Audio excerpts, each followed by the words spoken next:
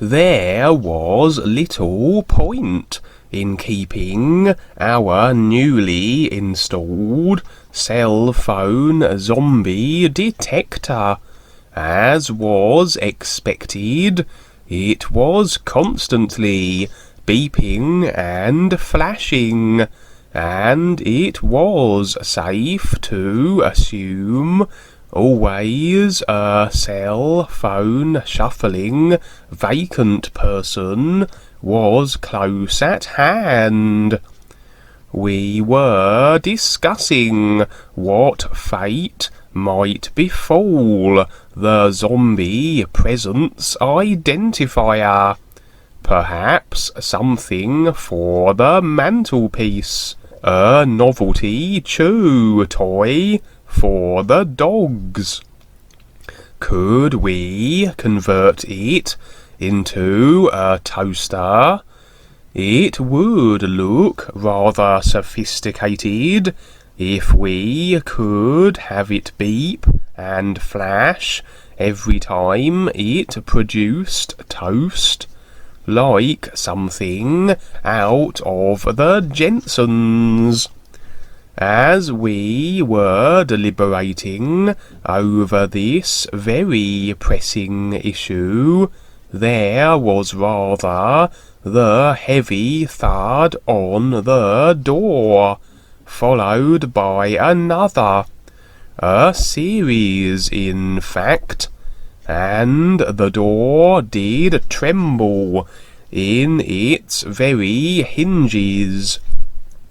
We exchanged glances, and it was decided that the person with the least inspiring idea for what the zombie detector would become would investigate. I wish I hadn't suggested a beeping toaster now, as I approached the door and opened it. There stood Lindsay, and flanked by two towering reptilians. Well, that wasn't something you saw every day. They propelled her inside and proclaimed their displeasure at her snooping around and spying on them on the real side. Seems Lindsay was rather incorrigible and had been getting up to shenanigans in her dreams.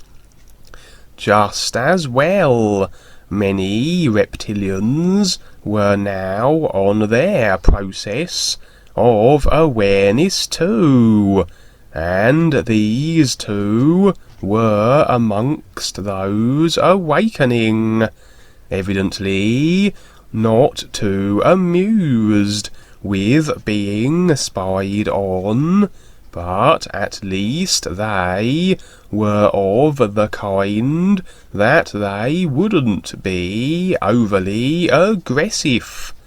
And considering they were 8 feet tall, this was a good thing. One of them was also female, and I can't imagine anyone trying to steal her handbag. She had attempted to apply lipstick, perhaps feeling it would create rapport, something humanly familiar to ensure better species interaction. I wasn't going to suggest that she ought try restricting the lipstick to just her lips. She had smeared it across her scaled face, and managed to even get some on her male companion's head too. I agreed to maybe attempt to moderate Lindsay's real side activities, but secretly I was most delighted at her embarking on her own awareness-enhancing adventures as I ushered her inside, and the two reptilians faded from sight. We all took our seats, discussed a little of Lindsay's activities, and prepared for more dream recounting. This was what Lindsay was here for after all. She had simply been intercepted by the reptilians en route, and now settled, she was eager for more real side escapades. I wondered if our dreams would stimulate still further Lindsay's want to go where she had never been before. All the more reason to proceed. A very apocalyptic dream now, just to start on a light, easing everyone into the dream evening experience. Great floods swept the planet, a flood of monumental proportions. Reports were flooding in, as were my puns, of this catastrophic world occurrence. As is often the case, I was with a group, but we had our own little island, and for whatever reason, this island was safe and secure from the disaster, at least relatively so, for we did experience a degree of flooding, but nothing that would compel us to construct a Noah's Ark. We were in the aftermath now, and who knew as to the fate of the world? As you can appreciate, everything the world once had been was rather waterlogged and not as functional, including communication networks and media outlets, and so no information could be gleaned. There wasn't seemingly too much to do at this moment, and so I decided to explore our little safe haven of an island. Who knows what secrets it might reveal? As I took my philander, I came across another group of individuals. So it seems we didn't have the island all to ourselves. I ventured closer. These individuals were walking with their heads down, seemingly trying to draw as little attention to themselves as possible. This was rather an ambitious hope on their part, as they appeared to be bipedal dog-like creatures, so far from inconspicuous, and they shambled along in single file, and each had a backpack strapped to themselves. I half imagined the bags containing dog bowls and tins of pedigree chum, but kept such musings to myself. It's possible they wouldn't appreciate or see the funny side. Despite their obvious want to not be disturbed, I simply had to investigate, always fascinated by aliens, reptilians, and anything of a decidedly exotic and non-human persuasion. They were very reluctant to engage. Their shaggy wolf heads remained lowered, but not to be denied or discouraged. I persisted in trying to grasp their attention and have a dialogue, assuming they could actually speak. Maybe I'd try a few barking sounds. But even as I considered my communicational options, one broke off from the group, and even though reluctant, he did accompany me to another part of the island.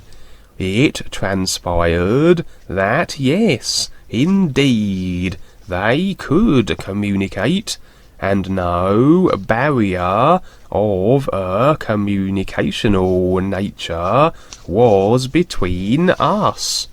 He was insistent that we remain concealed, and thus we nestled behind a suitably large rock, and he posted a few of his kind as sentries, scanning the area with their canine eyes for sign of any approach. I wasn't entirely sure as to the necessity or reason for such measures, but as he continued to speak, it became more apparent as to these precautions. They revealed then their true identities. They were masterful at the art of shapeshifting, an ability they utilized to conceal who they actually were. They were Native American Indians, and were constantly pestered and interfered with on the real side, for all number of reasons, and thus they had taken to adopting these guises, that they might be left alone and remain unrecognized. Many things he did divulge to me, but as is often the case, not all can be successfully brought through from the real side to the physical on waking, but I was safe in the assurance that it was received by my real self, and so nothing of the dialogue was in fact lost. Other than the explanation for their chosen forms, I did receive a confirmation of what Dwayne has mentioned in regards to many, if not all, of the alternative media information providers. They were all, in fact, deceptors, con men, working for the dark forces, and not to be trusted. Those conspiratorial-orientated individuals, the David Ikes of this world, etc. He divulged other names too, other prominent and world-renowned popular speakers of this nature, but I won't make mention of their names. I feel it unnecessary. Naturally, Lindsay wanted to know the names, and she held my zombie detector beeping device to ransom until I loosened my name withholding tongue. But my lips were sealed on this matter, and would only unseal on the explanation I now gave as to the dream. Lindsay sighed as I pointed out that it was a heads-up dream, one of upcoming disasters and upheavals.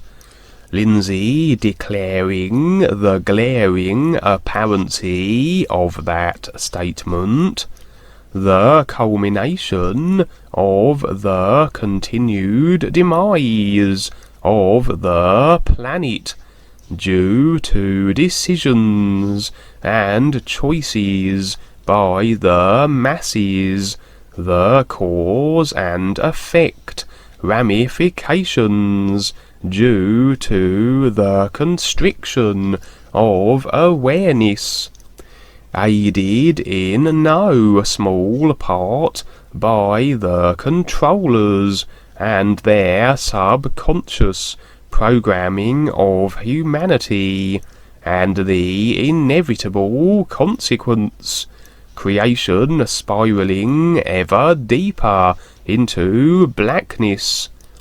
Lindsay was impatient to learn more about the details of the dream, about the magic island and the curious dog people. The island represented a safe haven for those who have connected to their real awareness and embraced their process of recognizing the all is and standing real with the universal guides and all of life. Lindsay wasn't too impressed. We had, after all, suffered still a little flooding. If one were going to be with the is, at least they might expect sunny weather and not get their feet wet. Not to be baited, I proceeded. I had dreams of this nature before, where the Nufriends, those who are electing to become more aware, choosing no longer to contribute to the destruction of the planet by retracting their agreements that cause this demise, and with their intent to supersede it all, not be the effect of their unawareness, and no longer subjected to literalized programming any longer, that these individuals are kept safe, and everyone else who decides to remain with their created personal selves only will have to experience the cause and effect situations they have contributed to through remaining unaware. Fascinating was the ability of the Native American Indians to shapeshift, and understandably so, if they were being as pestered as that individual suggested. That they were also on our island of safety suggested that at least some of them had the awareness too, or at least on their process enough that they were stepping into the new nowness of the ease, beyond cause and effect creation, and by doing so removing themselves from having to suffer the karma they would otherwise be in agreement with. That they were choosing to be segregated from our group to a degree suggested maybe a slight differential in the extent of awareness connection between them and us, but enough that they could share the island and be safe from the tumultuous floodings. Seems no matter how hard she tried, I simply wasn't going to concede to Lindsay that this was an actual island and could be located, and so I couldn't give her the coordinates so she could take a vacation there, hide in a tree, and wait out the disaster. It was a demonstration of removing yourself from the creational cause and effect principle through awareness and standing real. And yes, I assured Lindsay, there are bound to be other actual islands out there, and maybe with exceedingly tall and flood escaping should one clamber up to the top of them trees. And finally, on the subject of these alternative researchers that the individual in the dream had highlighted, enforcing what Dwayne had revealed about how they are simply peddling information, and knowledge alone has nothing to do with real awareness. Indeed, the information alone will only have people restricted in creation, as they latch onto the generally emotionally stimulating ideas, and assume through them they now are safe.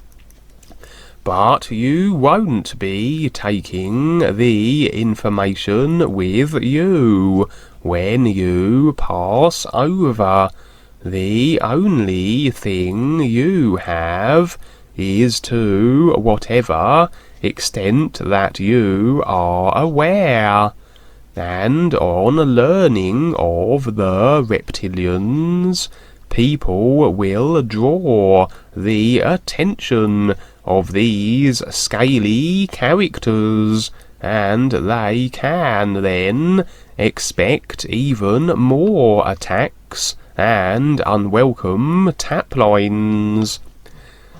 And as the knowledge will stimulate emotional reaction, the hysterical masses, having learned of the dastardly reptoids and their evil plots, can expect more attacks and self-imposed restriction through the cause and effect result of their emotional outpourings.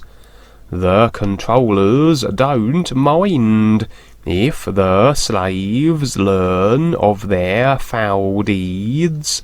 It simply steals the attention and focus of the masses, causing more restriction, disregard of awareness, and future unconscious slave lifetimes.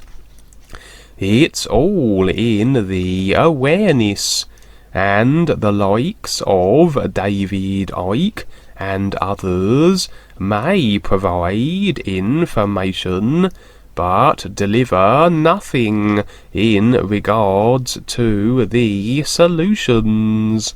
The is never mentioned, the taplining, or the universal guides. They are, in fact, setting people up for future lifetimes, and effectively are working at the controller's behest.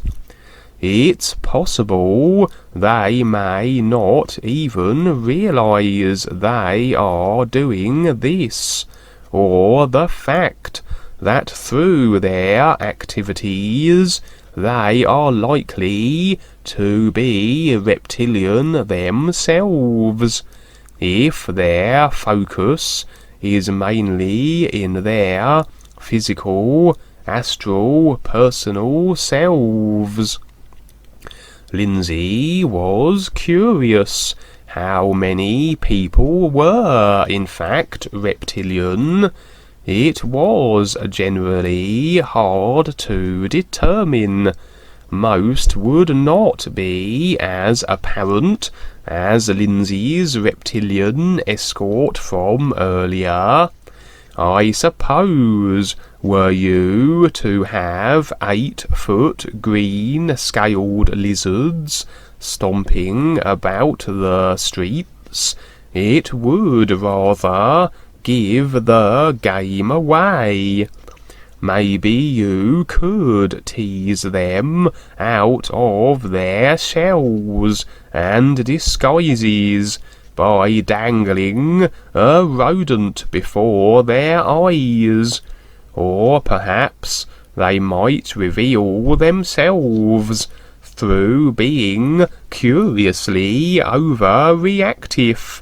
If one were to say, be sporting snake skin handbags, or suggesting that snakes make exceedingly good and novelty doorstops. Lindsay was asking me as to how regularly she did frequent my real side arena. Her presence was consistent. She was always around somewhere, occasionally joining me on an adventure here, a little sightseeing trip there. She fluctuated between interest and utter dismissal, so it was impossible to tell which version of Lindsay I would encounter. On a few times she had actually attacked me, so it's safe to say she wasn't in a very new presentation accepting and receptive mode on those occasions.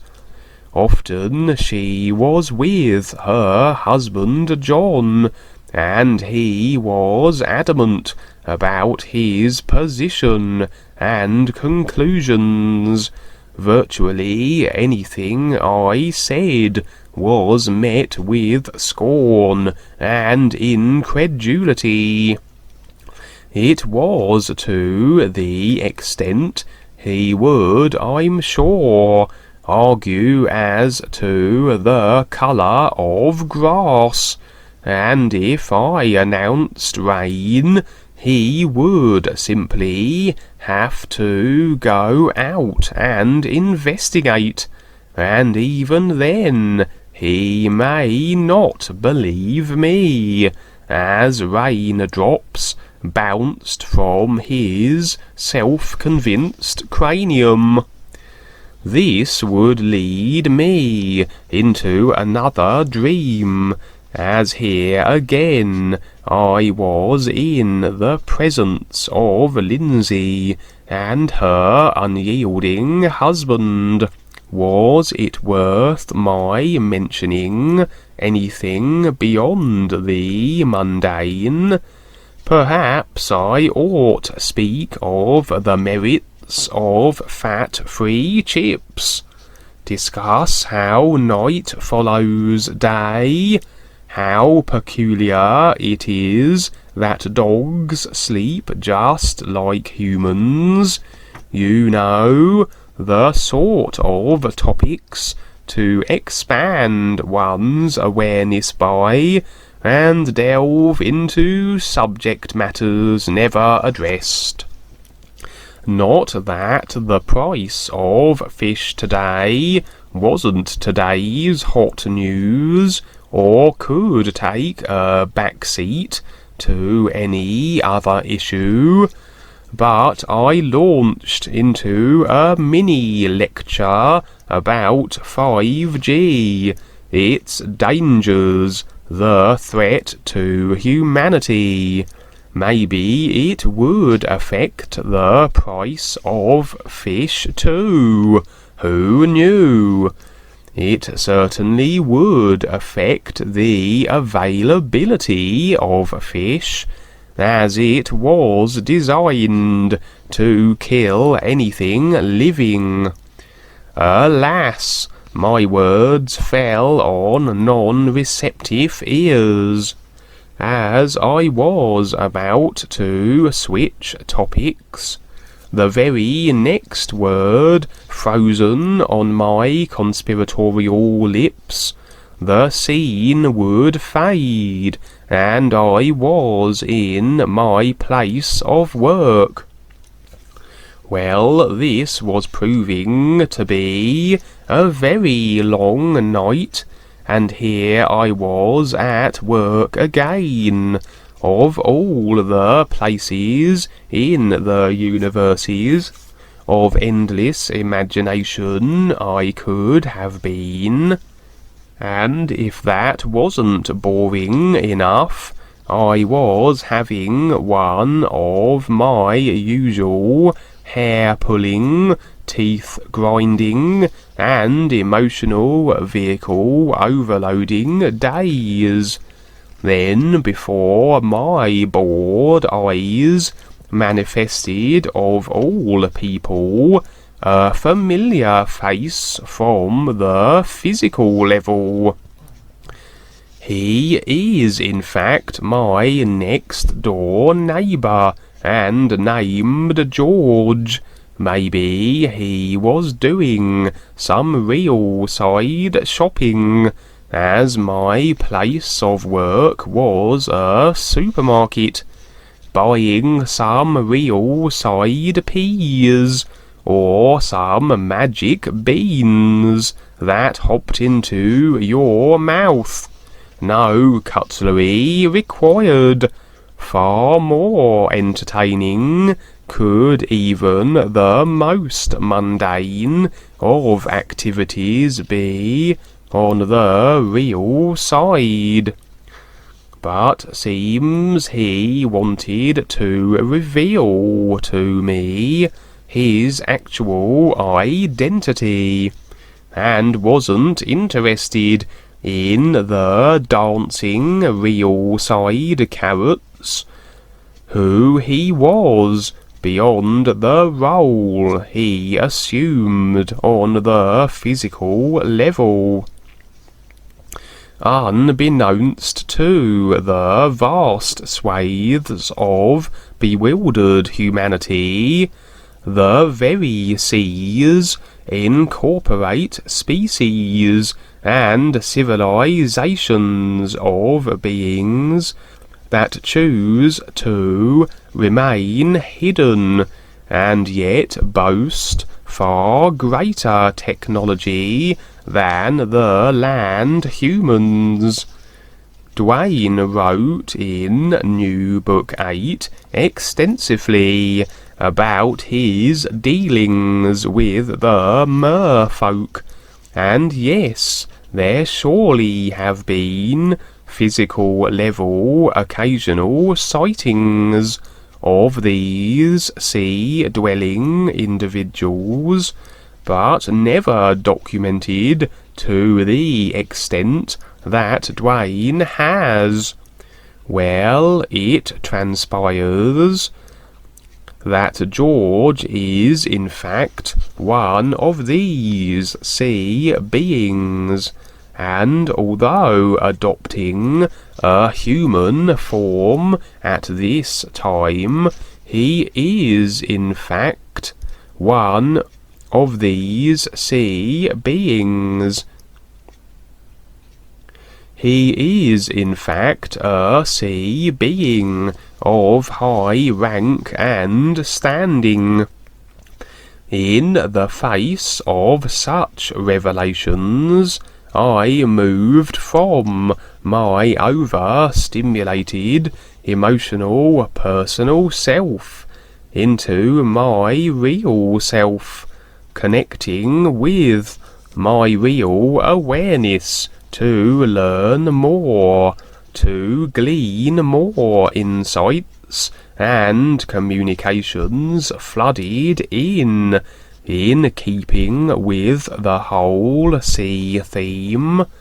It was communication of the telepathic kind, from sea creatures the world over, as naturally they didn't have access to the standard telecommunication technologies.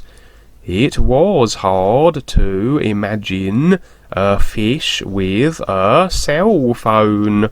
My goodness, imagine the cell phone zombie affliction reaching the very seas. It scarcely bears thinking about. But anyway, they confirmed what George was telling me, and assured me his words were true. George has been stationed at and has lived as our neighbour since before we settled in the street we still reside at, when I was just a 5-year-old. It was revealed further that he is at his post in a guardian capacity. He is protecting Peter and Gwen, my parents and I. Not so much on the physical level.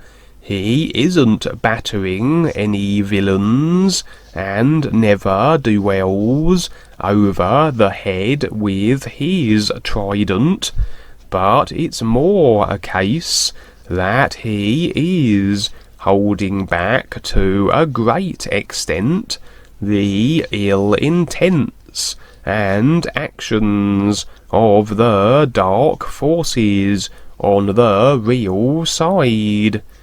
Lindsay wasn't very impressed.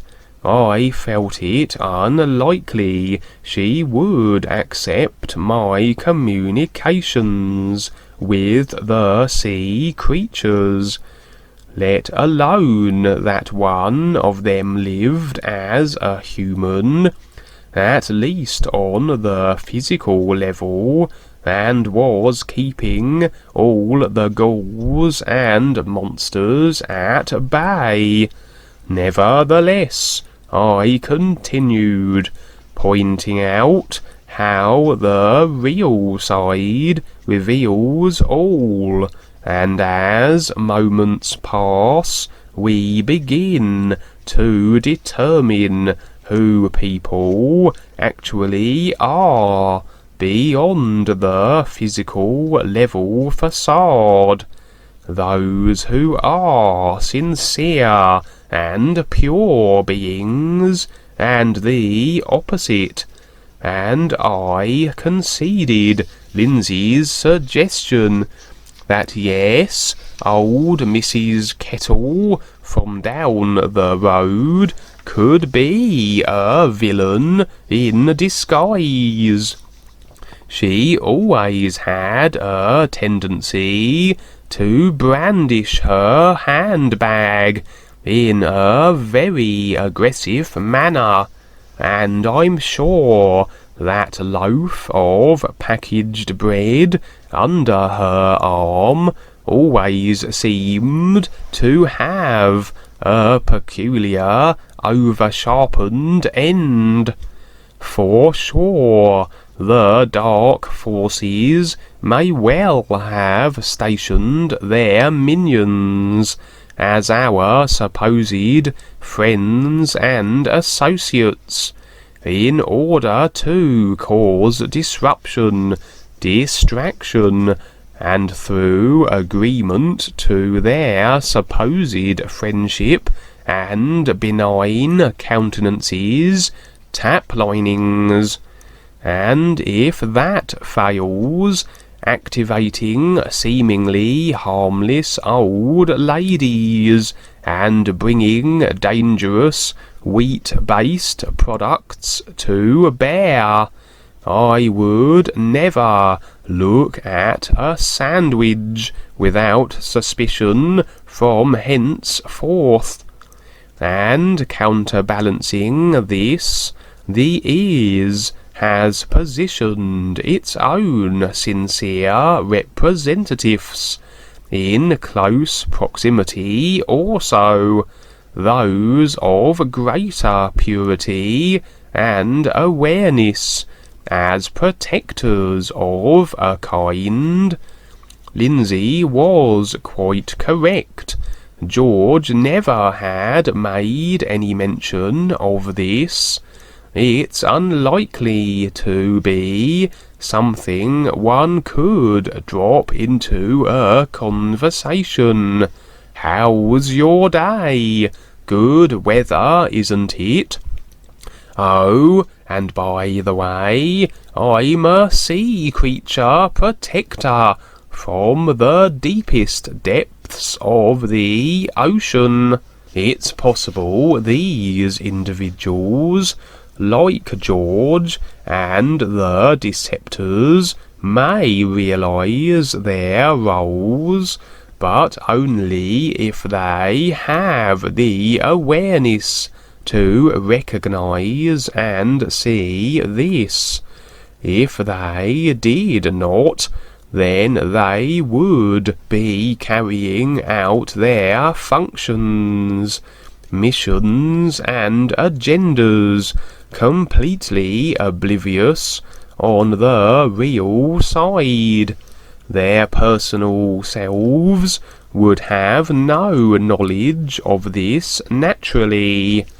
On the real side, Unaware people are incapable of concealing who they actually are. Through awareness will you first acknowledge the other life levels and vehicles, and be able to connect with them.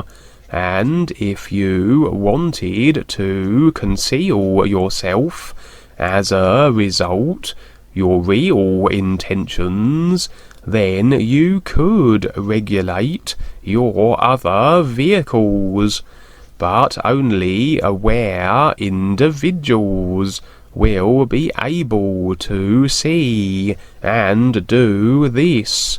But generally they are more inclined to be aligning with the is, and demonstrating the qualities that wouldn't need to be concealed. Obfuscation unnecessary. Only the dark forces and deceptors then would need to hide themselves on the real side, as they do on the physical, to walk amongst us unseen, their intent concealed, but they would lack the awareness to be able to keep their other vehicles in check. Whichever way you addressed it, the real side revealed all the go-to place for verifications. So it was revealed who George actually is. He may realize this if he has the awareness. If he doesn't, then it seems he is a character of good intent, as the real side version of him seemed to be. As moments go by, it will be fascinating to see how this develops, as I am now made aware of George's identity. We shall see who else is revealed as the players in our experience are made known. Lindsay picked up the house phone and pretended to have a conversation, thrusting it in my direction. She proclaimed it to be Moby Dick on the line, and he was selling me some double glazing windows. Through my awareness, I was able to glean a trace of satire on Lindsay's part. There was an outside possibility she wasn't buying this particular real side dream experience.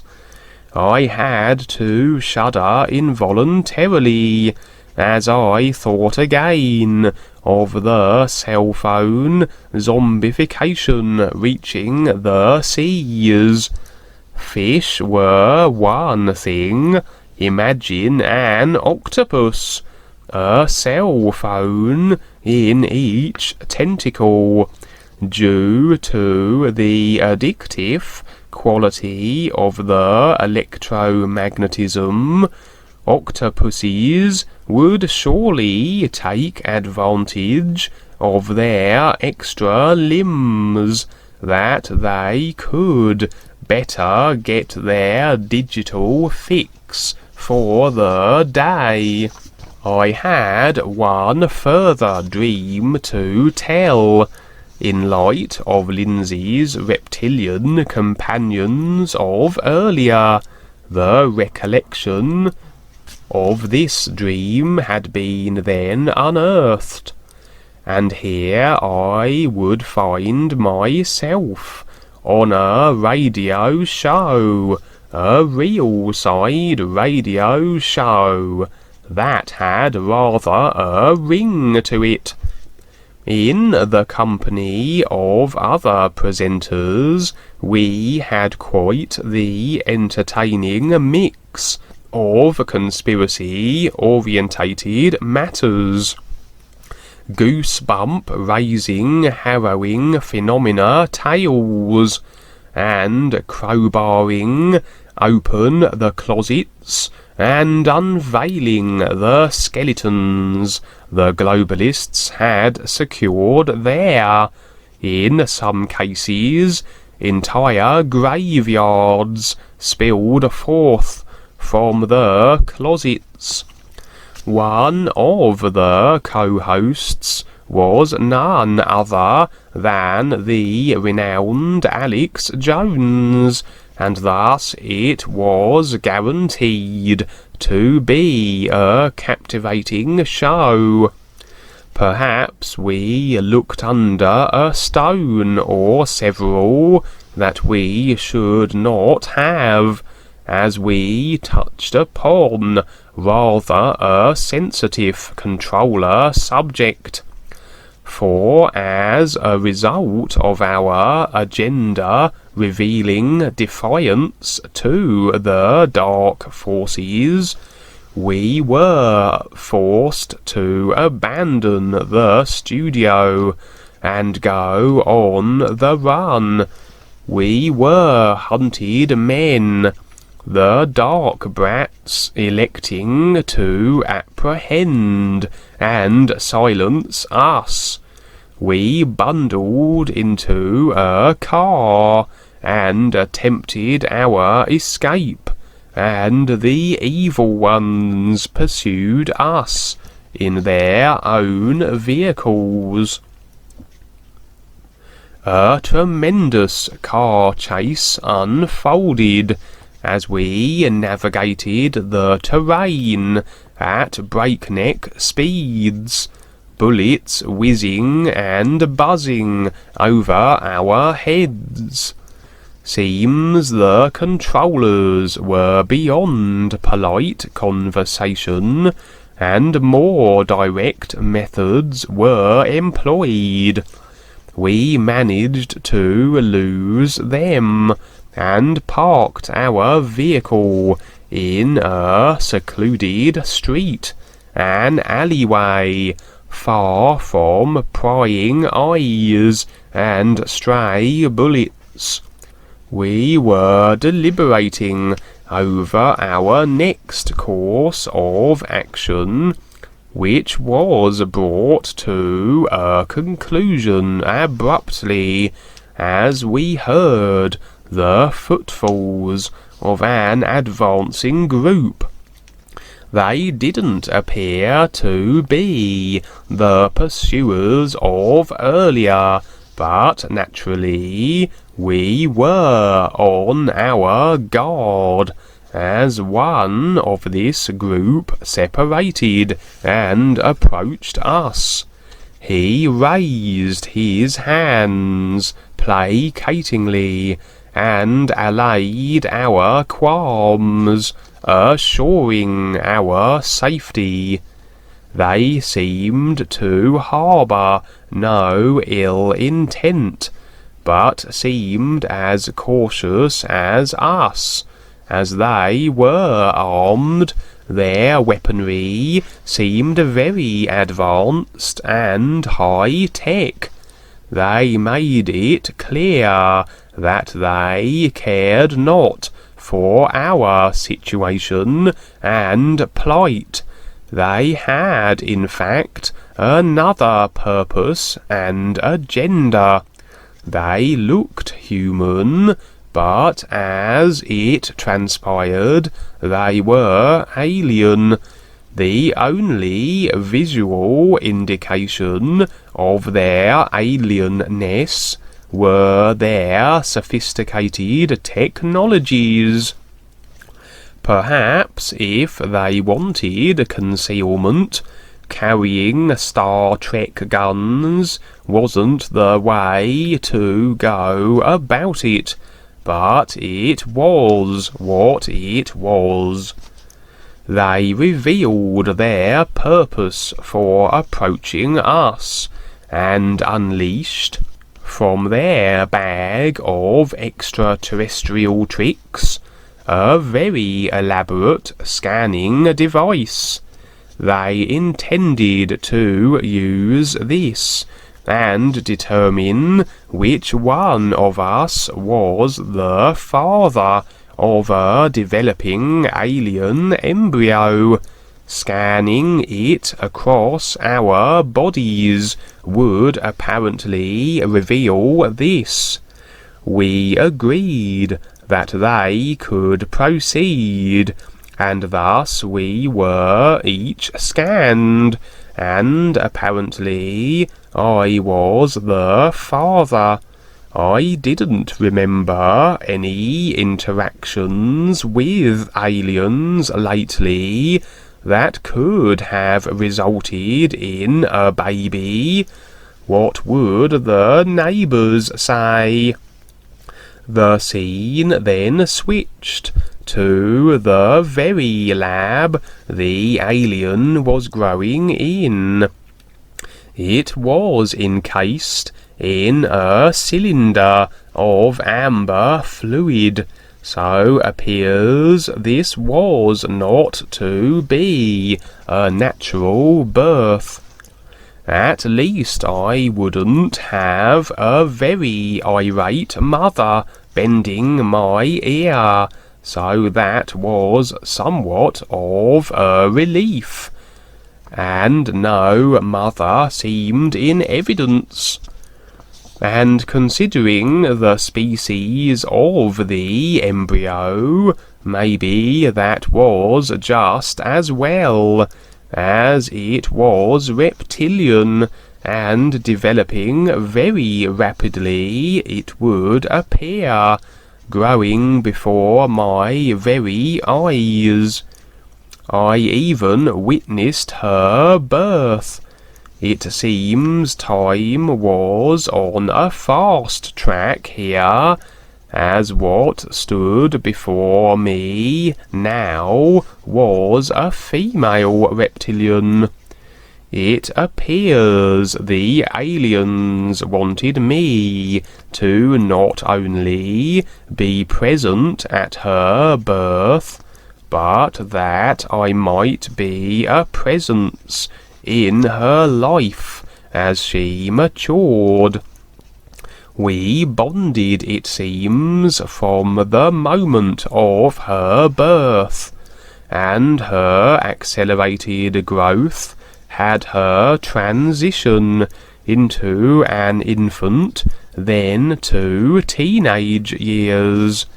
She was every bit a reptilian, green-scaled, an elongated snout like a lizard, and sporting a tail. Bipedal, just like a human, and even as a teenager, she stood at my height. I can only imagine how tall she would become. I wouldn't be sending her to her room if she failed to complete her school homework, that was for sure. The main reason for my presence in her life was that I would exemplify more socially agreeable ways of conduct that would impress upon her, as her species were inherently of a more aggressive nature. We were communicating verbally and telepathically. We seemed to get along famously, and her more abrasive attitudes became more levelled and moderated due to my involvement and influence. This surely was a reptilian that any species would be delighted to have in their company. Lindsay found it understandably amusing about my being a real side father. Apparently sharing the is wasn't all I was up to on the real side.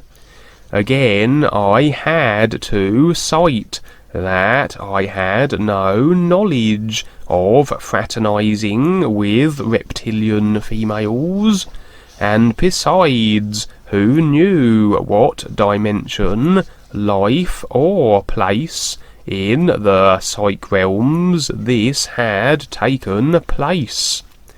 The dream was predominantly my demonstrating myself, my willingness to share, and not along the lines Lindsay was thinking of.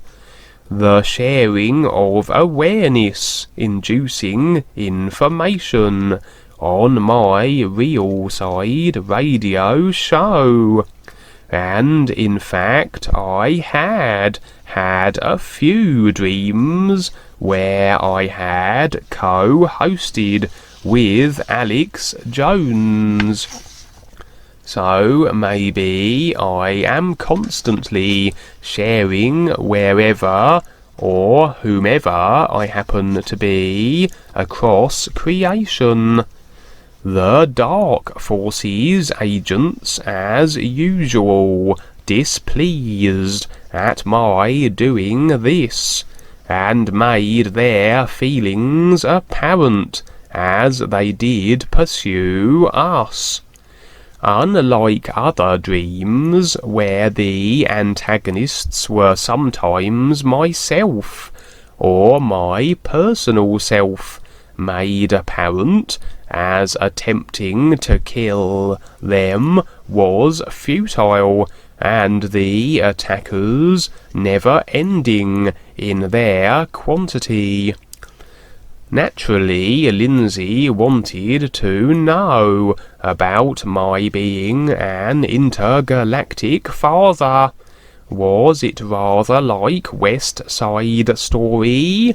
Was the missus about to burst in and accost me for being irresponsible? I suggested, however, it was a glimpse at a hybridization program.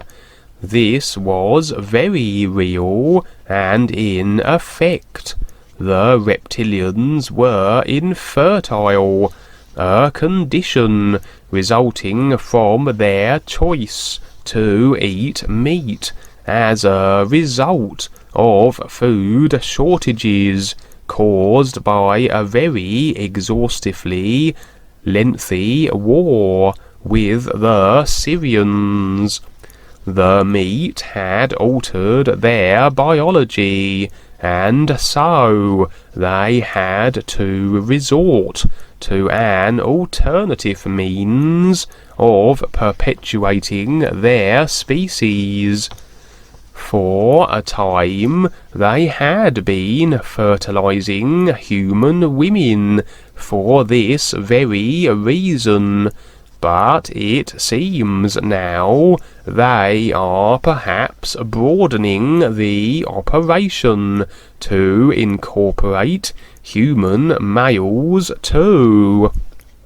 Along with this, they are attempting to lessen the more aggressive attitudes and characteristics that have been a stable part of the collective created consciousness of the reptilians that resulted in them being the most warlike species in creation.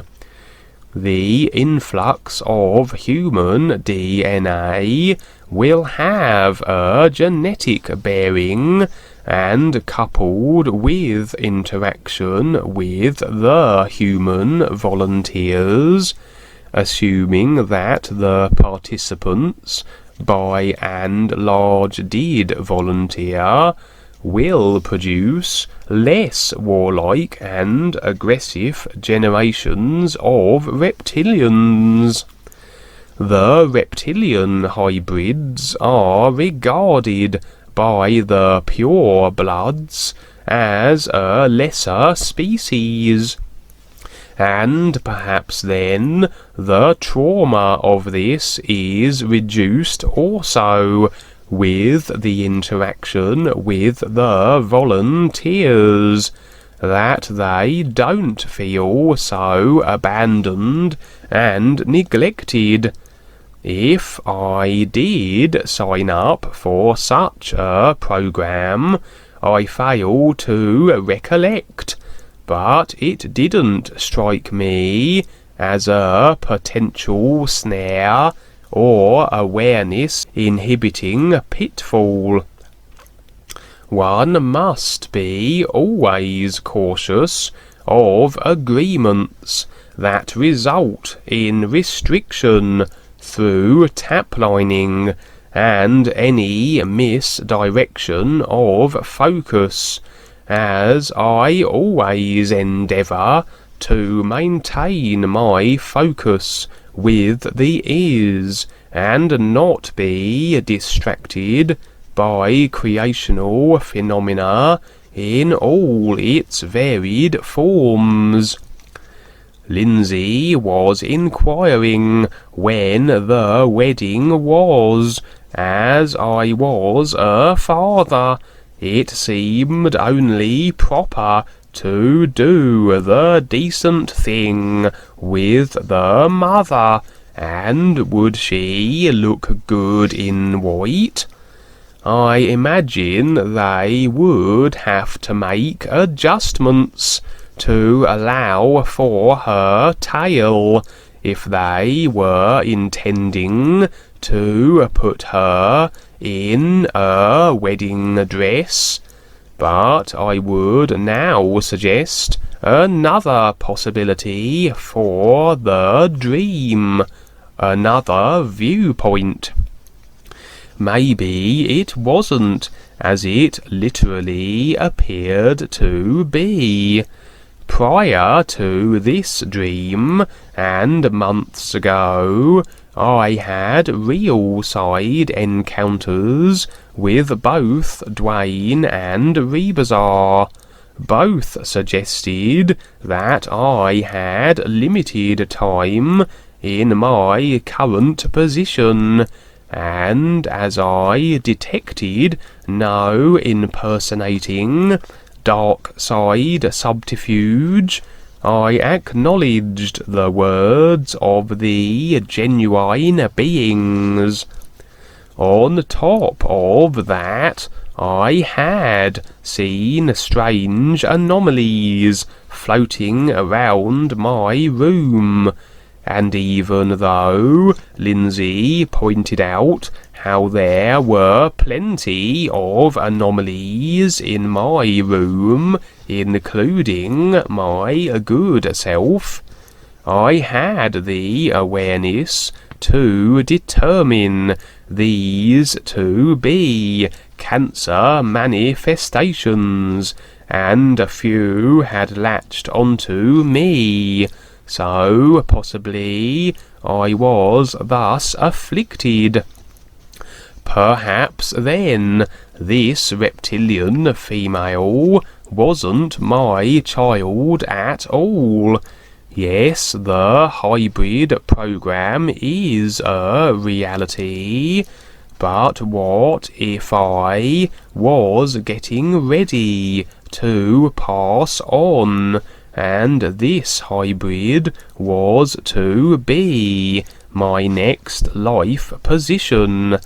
In the dream, I was overseeing the reptilian exactly as the real self, who creates the vehicles we inhabit, and that the female had contact with me in the dream suggests that maybe I was representing the real self, and the reptilian female, my soon to create and inhabit personal physical vehicle, and the connection was due to how I had either maintained my awareness in the next position or was able to re-establish it.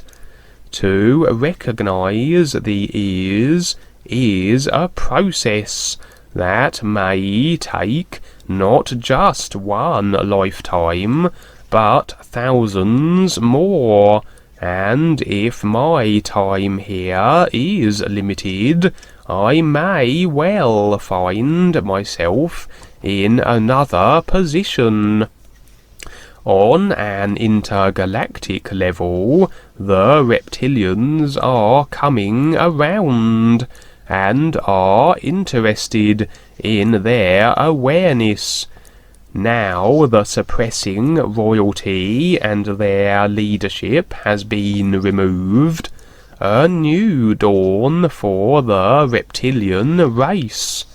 So a position that might have at one time seemed a disadvantageous one for awareness, a backstep due to poor cause and effect choices, may now be the opposite, a position where awareness can flourish as readily as being a human, and with the reptilians being telepathic, aware individuals amongst their species would assist the species as a whole, as the entire species would automatically be aware of everything a single individual was thinking or focusing on.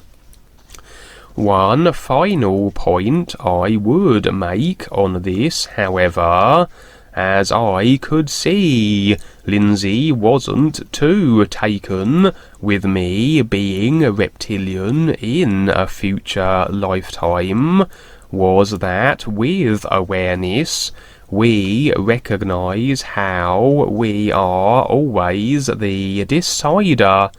Yes, things can happen, and indications and demonstrations suggest this or that, but ultimately we decide our life and what we agree to.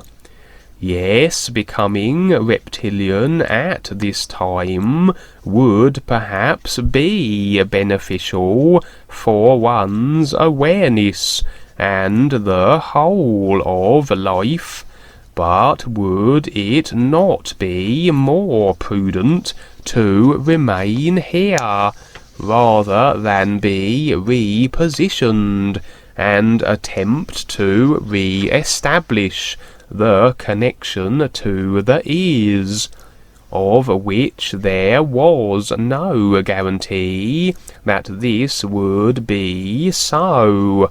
The personal self would always be there, and could be more adamantly opposed. So perhaps I would then decide to remain here, maybe for 1,000 years, maybe forever, until my journey to the is was complete. I had the awareness now, I can decide. Lindsay liked the possibility of me being around forever and bombarding her with conspiracy, information, and dark forces activities for eternity, even less than my being reptilian. Maybe to be as annoying as possible, I would decide to be an eternal reptilian instead, and pester Lindsay with conspiracies across the cosmos with my telepathic abilities. But I had spoken for long enough, and it was time for Peter to take the floor. Lindsay looked at me and said, "Go on, Pops, your turn." Okay, well, this was no dream. It happened in the physical. I drove out to visit somebody in Bletchley. At the premises of the person I was going to see, there were rows of parallel parking bays. I parked in one and clambered out of the car. Walking across the pavement, I suddenly seemed to be propelled forward at some speed. It was as if I had been violently pushed, although I felt nothing touch me, and there was nobody around anywhere near me. I crashed sideways on into some metal railings, running parallel to a building wall and about a foot away from the wall. I ended up on my knees. I smashed against my right arm and seemed momentarily stuck there, unable to move and free my arm, although it was not jammed between the railings, but rather positioned diagonally across them. I managed to get up in a bewildered state. I'm sure I had not tripped, and even if I had, I do not believe I would have moved so fast and so forcefully into those railings. Needless to say, my arm was horrendously bruised, black as coal, for several days, over a large area, and hurt like hell. This event seemed like the culmination of a succession of notably bad days when nothing much went right, and indeed my office, computer, printer and photocopier all decided to play up or break down. The following day was a notably good one, so I guess the attack, for that is what I am sure it was over. A few days later, however, the alternator on my car packed up. I hope in fact, things are now back to normal. How do you feel about it all? It sounds terrifying. My feelings about the whole thing? We had been warned that if we accepted the new you ideas and started to pursue them, we could expect such things as, we were to say the least, annoying the dark forces, who do not wish us to know of such things.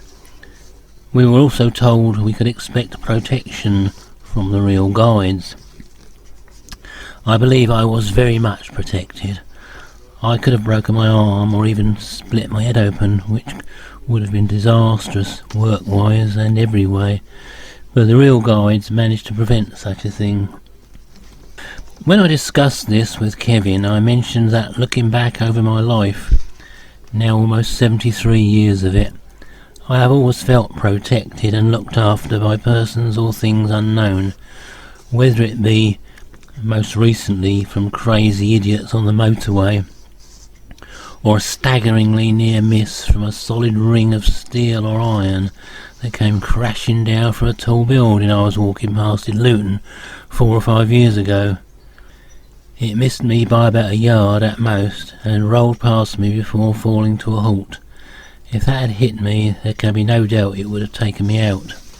As I said to Kevin, this was some considerable time before I came across the new you, and he made the point that the real guides mark us out as potential new you material long before we actually come across it. For my part, rather than be put off by what was one of a succession of otherwise totally alarming events over a number of years. I know now why I have always felt protected and helped at various crises in my life, and I say let the cowardly dark forces bring it on if that's what they want to do. Rather than put me off, they have simply confirmed I am doing the right thing and strengthened my resolve to continue.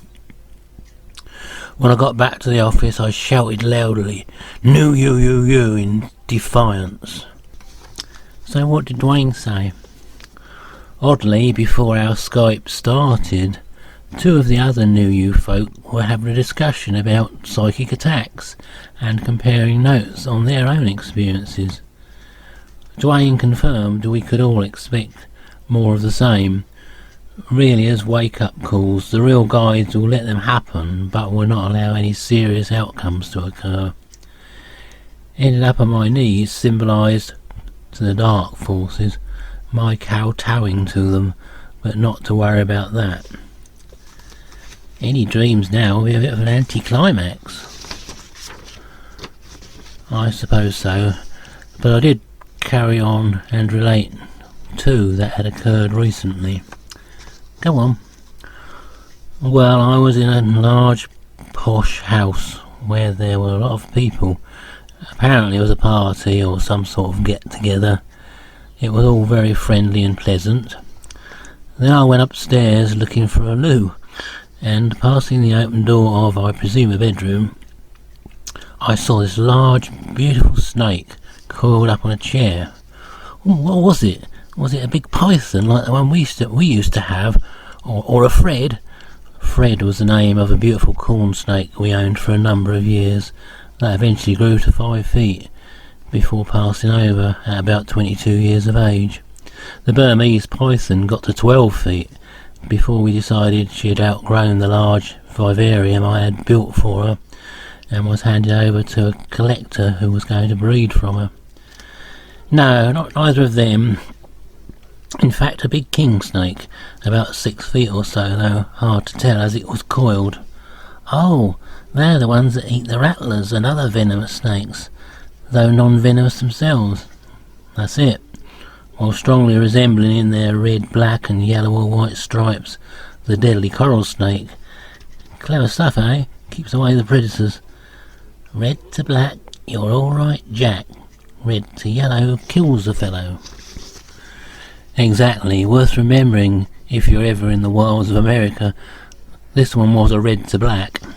Anyway, I exited the room in some excitement to attract the attention of anybody nearby, but when I returned, instead of the snake, a large furry pussycat sat there. It was in the same colours as the snake, but in broad patches rather than stripes. A red, yellow and black house cat? Yes. Well, anything's possible on the real side.